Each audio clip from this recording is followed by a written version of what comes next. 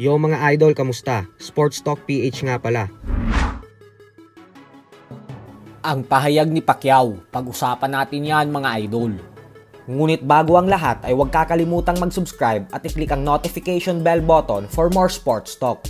So alam nga po nating lahat na pag-usapang greatest of all time o GOAT ng boxing ay madalas lumitaw sa debate ang mga pangalan ng ating pambansang kamauman ni Pacquiao, Muhammad Ali, Sugar Ray Robinson at Floyd Mayweather Jr.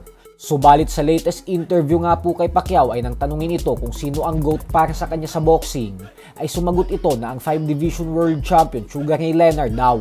Sa kasalukuyan ay may edad ng 69 years old si Leonard at namayagpag ito sa boxing noong dekada 80 kasama ang kanyang mga karibal na sila Marvin Hagler, Tommy Hearns at Roberto Duran. Silang apat ang tinaguriang The Fab Four noong golden age ng boxing.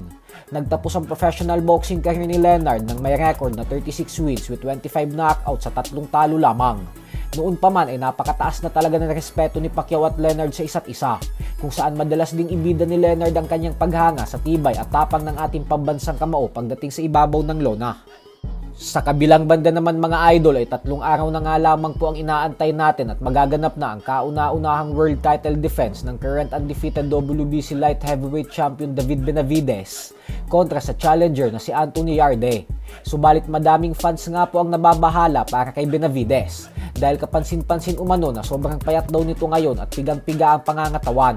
Sobrang layo umano kumpara sa mga nakalipas nitong laban kahit sa parehong dibisyon lang naman daw ito sa sabak. Pangangamba ng mga fans ni Benavidez na baka daw masilat ang kanilang idolo sa linggo. Lalo pat may lakas din talaga ang makakatapat nitong si Anthony Yarde. May record na 27 wins with 24 knockouts sa 3 talo lamang. Isang patunay lamang na may knockout power talaga ito. Pero ganun pa man nga po ay lumalabas pa rin bilang isang heavy underdog si Yarde at yamadong-yamado naman si Benavidez. Samantala sa co-main event naman nga po ay alam din nating lahat na nakatakda ding magtuos ang former undisputed lightweight champion Devin Haney, kung saan susubukan niyang sungkitin ang WBO welterweight belt na pinanghahawakan ni Brian Norman Jr. upang maging isang ganap na 3 division champion na siya. At walang duda nga po na pinaghandaan talaga ni Haney ng gusto ang laban na ito kasi kitang-kita sa katawan niya na bato-bato na ito ngayon at nasa 100% top condition na siya.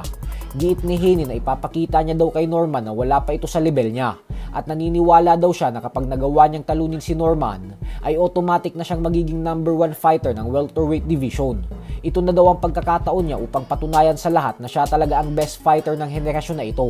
Kaya hindi na daw siya makapag-antay pa na ipamalas ang kanyang tibay at talento sa linggo. So hanggang dito na lang po muna tayo mga idol. Sports Talk PH, kakaiba ang laban ng mga Pinoy, lakas at dedikasyon ng aros ng tinuon.